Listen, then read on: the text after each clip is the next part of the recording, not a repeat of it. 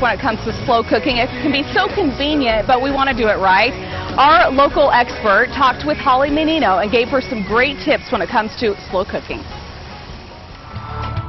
I'm here with Karen Peterson, and we are talking crock pot cooking. So, yes. Karen, you've got a great book out. You've got another one coming out in March. What's your blog? My blog is 365daysofcrockpot.com. Okay, so you are a crock pot expert. Yes. What are some tips we're going to get to learn today to help us cook crock pot wise more efficiently? These are just some of the things that I've learned over the years that I've been doing my blog.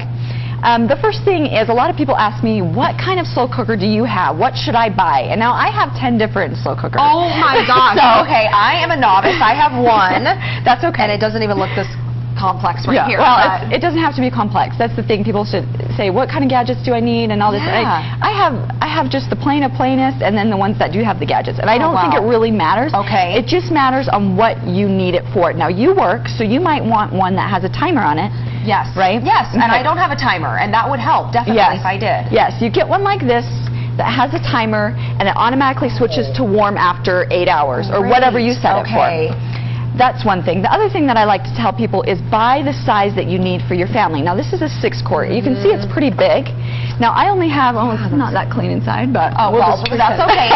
Get use out of it. That's right. All used. So, okay, so this is a 6-quart. Now, for my family, I have 2 little kids and my husband, so I would use a 3-quart on a day-to-day basis. Okay. When cooking for a crowd, I would use one this size. Okay. Yeah. And I don't even know what size mine is. Yeah. I mean, it's not this big. It's more of the round one. Yeah. So. Okay. So, and that's the other thing. I like the oval just because it does fit odd cuts of meat. Like if you have a roast that's like this size, it's not going to fit in that round one very well. No, and it doesn't. Yeah. That's why I do like the oval size. That so that's another thing to consider when you're buying one. They all cook so differently. All of mine cook different heats. They cook, some cook slower, some cook faster. So you're just going to want to get to know the slow cooker you have and adjust the recipes accordingly. Right, and for you, with 10 different slow cookers, you do all kinds of different things with each one. Exactly. So, okay, what's our next tip? Okay, so the next tip that I have is, so like I said, you're going to want to buy one for the size of your family. Now, let's say if you just have a big one, you don't have room to get another one, you don't want to buy another one. But sometimes you cook for a large group on the weekends, but during the week it's just you and your husband or whatever. Get a little dish like this. Corningware. Yeah, it's an oven-safe dish or Pyrex Corningware, and it fits right inside. So what you're going to do is when you're just cooking for 2 or 3, you're going to load the ingredients in here.